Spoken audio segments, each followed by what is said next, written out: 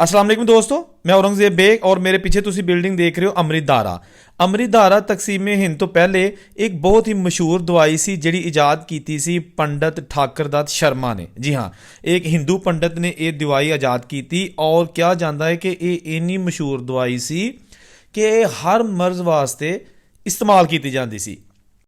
तो यह बिल्डिंग अज तुहानूं दिखा लने आ जिथे जनाब बरसगीर पाको हिंद दी बड़ी मशहूर दवाई अमृतधारा वो बनाई जाती सी। और ये बिल्डिंग कित्थे वाक़या है? जी हाँ, ये बिल्डिंग वाक़या है रेलवे रोड ग्वाल मंडी।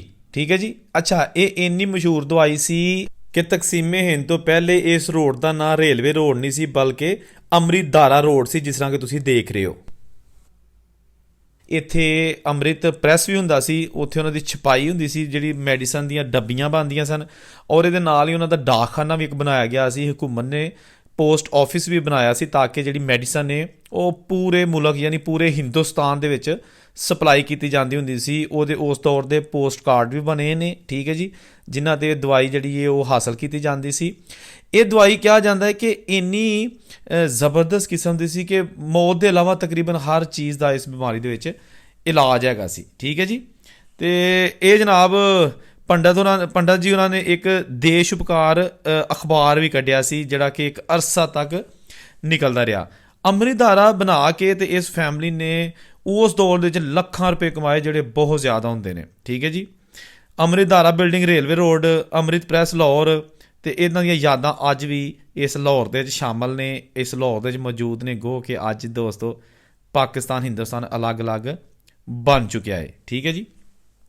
ਜਦੋਂ ਫਿਰ 1947 ਦੀ ਪਾਰਟੀਸ਼ਨ ਹੋਈ ਅਤੇ ਇਹ ਜਿਹੜੀ ਫੈਮਿਲੀ ਹੈ ਅੰਮ੍ਰਿਤਧਾਰਾ ਵਾਲੀ ਪੰਡਿਤ ਠਾਕੁਰ ਹੋਰਾਂ ਦੀ, ਇਹ ਜਨਾਬ ਇੱਥੋਂ ਸਾਰੀ ਆਪਣੀ ਜਾਇਦਾਦ ਛੱਡ ਕੇ ਅਤੇ ਇਹ ਚਲੇ ਗਏ ਇੰਡੀਆ। ਔਰ ਕਿਹਾ ਜਾਂਦਾ ਕਿ ਇੰਡੀਆ ਜਾ ਕੇ ਫਿਰ ਇਹ ਕੋਈ ਵੈਲ ਸੈਟਲਡ ਨਹੀਂ ਹੋਏ ਔਰ ਇੱਕ ਗੁਮਨਾਮੀ ਦੀ ਜ਼ਿੰਦਗੀ ਦੇ ਵਿੱਚ ਹੀ ਮੌਤ ਦੇ ਮੂੰਹ 'ਤੇ ਚਲੇ ਗਏ।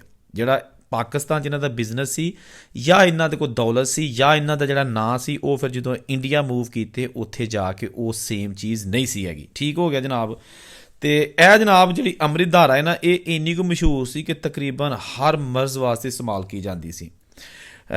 ਇੱਕ ਹੋਰ ਇੱਕ ਕਿਤਾਬ ਦੇ ਵਿੱਚ ਲਿਖਿਆ, ਮੈਂ ਦੇਖਿਆ ਸੀ, ਉਹ 'ਚ ਲਿਖਿਆ ਜੀ ਅੰਮ੍ਰਿਤਧਾਰਾ ਦੇ ਮੁਤਲਕ ਇਹ ਐਸਾ ਯੂਨਾਨੀ ਤਰੀਕਾ ਸੀ ਕਿ ਜਿਹੜਾ ਨਾ ਉਹ ਹਰ ਘਰ ਦੀ ਇੱਕ ਜ਼ਰੂਰਤ ਬਣ ਗਿਆ ਸੀ ਅੰਮ੍ਰਿਤਧਾਰਾ। ਯਾਨੀ ਐਸੀ ਦਵਾਈ ਸੀ ਕਿ ਹਰ ਘਰ ਦੇ ਵਿੱਚ ਤਕਰੀਬਨ ਰੱਖੀ ਜਾਂਦੀ ਸੀ, ਕਿਉਂਕਿ ਇਹ ਨਾ ਸਿਰਫ ਨਮੂਨੀਆ, ਹੈਜ਼ਾ, ਦਰਦ, ਛੋਟੇ ਮੋਟੇ ਜ਼ਖਮਾਂ ਵਾਸਤੇ, ਬਲਕਿ ਜਿਹੜੀਆਂ ਜੋੜਾਂ ਦੇ ਦਰਦ ਨੇ ਔਰ ਇਹਦੇ ਨਾਲ ਨਾਲ ਜਿੰਨੇ ਮਿਹਦੇ ਦੇ ਮਸਲੇ ਨੇ ਉਹ ਸਾਰਿਆਂ ਵਾਸਤੇ ਇਹ ਬੜੀ ਅੱਛੀ ਦਵਾਈ ਸੀ ਔਰ ਇਹਨੂੰ ਬਹੁਤ ਸਾਰੀ ਮਕਬੂਲੀਅਤ ਹਾਸਲ ਹੋ ਗਈ। ਠੀਕ ਹੋ ਗਿਆ ਜੀ।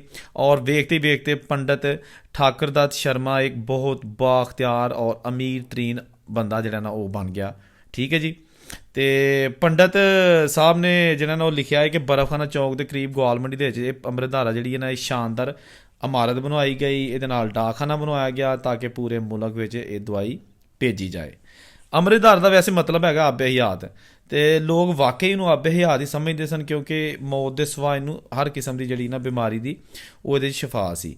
ਅੱਛਾ, ਡਾਕਟਰ ਖਾਲਿਦ ਗਜ਼ਨਵੀ ਸਾਹਿਬ ਨੇ ਜਿਹੜਾ ਨਾ ਉਹ ਲਿਖਦੇ ਨੇ ਕਿ 1947 ਦੀ ਪਾਰਟੀਸ਼ਨ ਤੋਂ ਪਹਿਲੇ ਲਾਹੌਰ ਦੇ ਵਿੱਚ रेलवे रोड पे एक वैद पंडित ठाकुर दो शर्मा थे। उन्होंने स्याह मिर्च, इलायची, सौंफ, धनिया, दालचीनी, लौंग, सोए, ज़ीरा वगैरह का एक मिक्सचर बना के और उसमें जो वलायती तेल डालकर एक अमृतधारा तैयार किया और उसे खूब शोहरत दी। और उनको ये नुस्खा किसने दिया? हाँ, यानी पंडित ठाकुर दास शर्मा होरां नूं ये नुस्खा किन्ने दिता? जी हाँ, वो दिता सी हकीम ਨੂਰਉਦੀਨ ਬੇਹਰਵੀ ਨੇ। ਠੀਕ ਹੈ ਜੀ।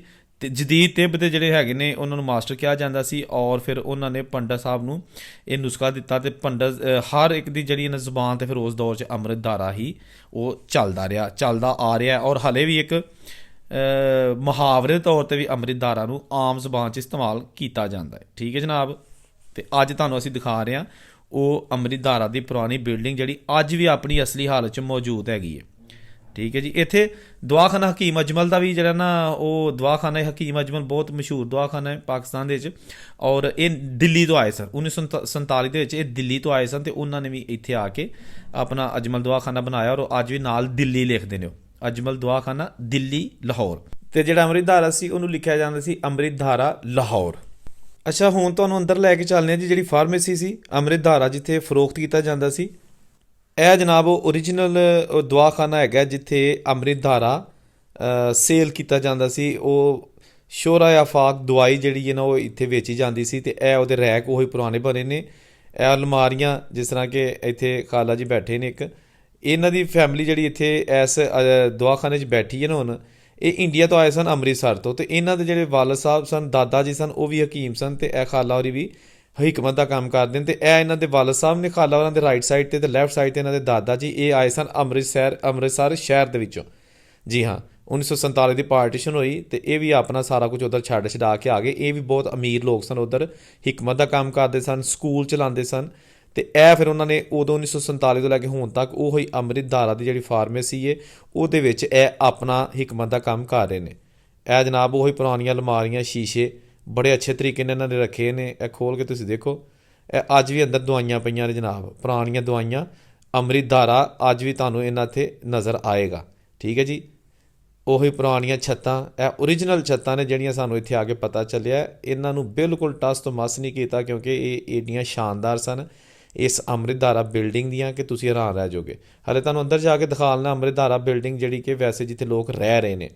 ਇਹ ਏਡੀ ਵੱਡੀ ਬਿਲਡਿੰਗ ਸੀ ਦੋਸਤੋ ਕਿ ਇੱਥੇ 7-8 ਖਾਨਦਾਨ ਅੱਜ ਵੀ ਆਬਾਦ ਨੇ। ਠੀਕ ਹੈ ਨਾ, ਇਹ ਬਹੁਤ ਵੱਡੀ ਬਿਲਡਿੰਗ ਹੈ ਅੰਮ੍ਰਿਤ ਧਾਰਾ। ਔਰ ਦੱਸਿਆ ਗਿਆ ਕਿ ਇਹਦੀ ਛੱਤ ਦੇ ਉੱਤੇ ਸ਼ੂਟਿੰਗਸ ਵਗੈਰਾ ਹੁੰਦੀਆਂ ਨੇ, ਰਿਕਾਰਡਿੰਗਸ ਹੁੰਦੀਆਂ ਨੇ, ਕੁਝ ਪ੍ਰੋਡਕਸ਼ਨ ਜਿਹੜੀਆਂ ਨੇ, ਅਦਾਕਾਰ ਆਉਂਦੇ ਨੇ ਪਾਕਿਸਤਾਨੀ, ਔਰ ਉੱਥੇ 2-2 3-3 ਘੰਟੇ ਦੀ ਰਿਕਾਰਡਿੰਗ ਹੁੰਦੀਆਂ ਨੇ, ਪ੍ਰੋਗਰਾਮ ਰਿਕਾਰਡ ਹੁੰਦੇ ਨੇ ਮੁਖਤਲਿਫ ਚੈਨਲਸ ਵਾਸਤੇ। ਤੇ ਇਹ ਏਡੀ ਜ਼ਬਰਦਸਤ ਔਰ ਅੱਛੀ ਹਾਲਤ 'ਚ ਬਿਲਡਿੰਗ ਅੱਜ ਵੀ ਮੌਜੂਦ ਹੈਗੀ ਹੈ।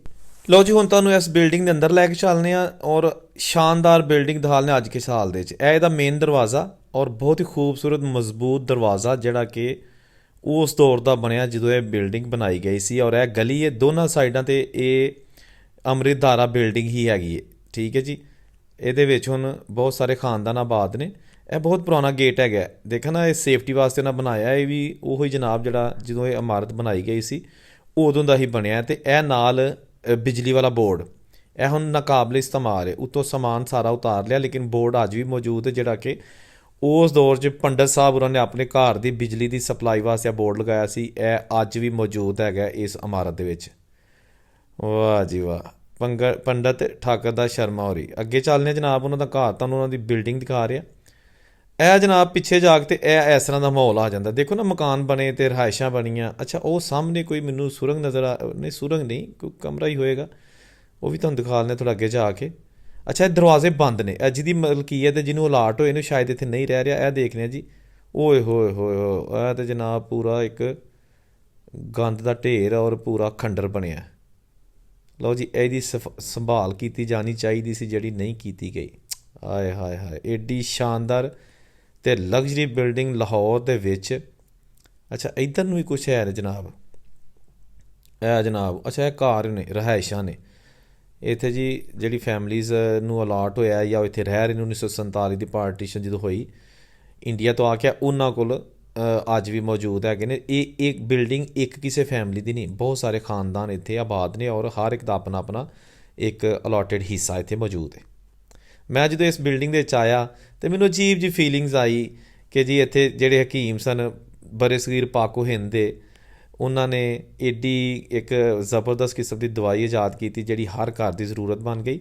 ਤੇ ਉਸ ਤੋਂ ਬਾਅਦ ਅੱਜ ਵੀ ਫਿਰ ਕਰਸ਼ੀ ਵਾਲੇ ਤੇ ਮੁਖਤਲਿਫ ਜਿਹੜੇ ਇੱਥੇ ਬ੍ਰਾਂਡ ਹੈਗੇ ਨੇ, ਹਮਦਰਦ ਵਾਲੇ ਔਰ ਦੂਸਰੇ, ਉਹਨਾਂ ਨੇ ਅੰਮ੍ਰਿਤ ਧਾਰਾ ਨਾਂ ਤੋਂ ਦਵਾਈਆਂ ਬਣਾ ਰਹੇ ਨੇ। ਅੱਜ ਵੀ ਪਾਕਿਸਤਾਨੀ ਮਾਰਕੀਟ 'ਚ ਬਹੁਤ ਸਾਰੀ ਐਸੀ ਅਦਵਿਆਤ ਮੌਜੂਦ ਨੇ ਜਿਨ੍ਹਾਂ ਨੂੰ ਅੰਮ੍ਰਿਤ ਧਾਰਾ ਦਾ ਨਾਂ ਦਿੱਤਾ ਗਿਆ। ਉਸੇ ਨੁਸਖੇ ਨੂੰ ਉਹਨਾਂ ਫਾਲੋ ਕੀਤਾ ਔਰ ਅੱਜ ਬੜਾ ਬੜਾ ਪੈਸਾ ਉਹਦੇ ਤੋਂ ਕਮਾਇਆ ਜਾ ਰਿਹਾ ਔਰ ਬਿਜ਼ਨਸ ਕੀਤਾ ਜਾ ਰਿਹਾ। ਇਹ ਉਹੀ ਗਲੀ ਜਿੱਥੋਂ ਦੀ ਅਸੀਂ ਅੰਦਰ ਆਏ ਸਾਂ। ਠੀਕ ਹੈ ਜੀ, ਔਰ ਇਹਦੇ ਫਰੰਟ 'ਤੇ ਅੰਮ੍ਰਿਤ ਧਾਰਾ ਦੀ ਫਾਰਮੇਸੀ ਔਰ ਪਿੱਛੇ ਕਾਰਖਾਨਾ ਸੀ ਜਿੱਥੇ ਦਵਾਈਆਂ ਬਣਦੀਆਂ ਸਨ। ਇਹ ਅਸੀਂ ਆ ਗਏ ਮੇਨ ਰੇਲਵੇ ਰੋਡ 'ਤੇ, ਜਿਹਨੂੰ ਅੰਮ੍ਰਿਤ ਧਾਰਾ ਰੋਡ ਕਿਹਾ ਜਾਂਦਾ ਸੀ ਉਸ ਦੌਰ 'ਚ। ਇਹ ਜਨਾਬ, ਅੱਛਾ ਇਹ ਇੱਥੇ ਤਖਤੀ ਲੱਗੀ ਹੈ ਜੀ, Amrit Dhara Bhawan was opened by mister FW Kennaway ICS deputy commissioner Lahore on 9 May 1914। ਲਓ ਜੀ, ਇਹ ਜੇ ਇਹ ਤਖਤੀ ਅੱਜ ਵੀ ਪੁਰਾਣੀ ਇੱਥੇ ਲੱਗੀ ਜੇ, ਜਿਹੜੀ ਮੈਂ ਪੜ੍ਹ ਦਿੱਤੀ ਹੈ। ਅਤੇ ਇਹ ਉੱਤੇ ਉਰਦੂ 'ਚ ਲਿਖਿਆ ਅੰਮ੍ਰਿਤ ਧਾਰਾ ਫਾਰਮੇਸੀ, ਉਹ ਲਾਲ ਲਾਲ ਜਿਹੜਾ ਨਾ ਕਾਲੇ ਰੰਗ ਦਾ ਜਿਹੜਾ ਫੱਟਾ ਉਹਦੇ ਵਿੱਚ ਲਿਖਿਆ ਜਨਾਬ। ਅਤੇ ਇਹ ਇਹਦਾ ਮੇਨ ਦਰਵਾਜ਼ਾ।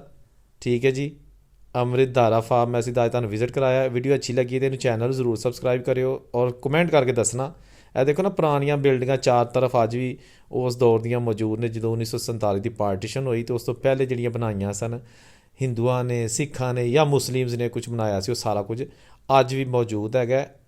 ਇੱਕ ਹੋਰ ਵੀਡੀਓ ਮੈਂ ਤੁਹਾਨੂੰ ਲੈ ਕੇ ਆਵਾਂਗਾ, ਇਸ ਇਲਾਕੇ ਦੀਆਂ ਪੁਰਾਣੀਆਂ ਇਮਾਰਤਾਂ ਦਿਖਾ ਲਾਂਗਾ। ਤੇ ਉਹ ਚੈਨਲ ਤੁਸੀਂ ਸਬਸਕ੍ਰਾਈਬ ਕਰੋਗੇ ਤਾਂ ਫਿਰ ਤੁਹਾਨੂੰ ਪਤਾ ਲੱਗੇਗਾ ਮੈਂ ਕਿਦੋਂ ਵੀਡੀਓ ਬਣਾ ਦੇਣੀ ਹੈ। ਠੀਕ ਹੈ ਜੀ, ਆਪਣਾ ਖਿਆਲ ਰੱਖਣਾ। ਅੱਲਾ ਹਾਫਿਜ਼।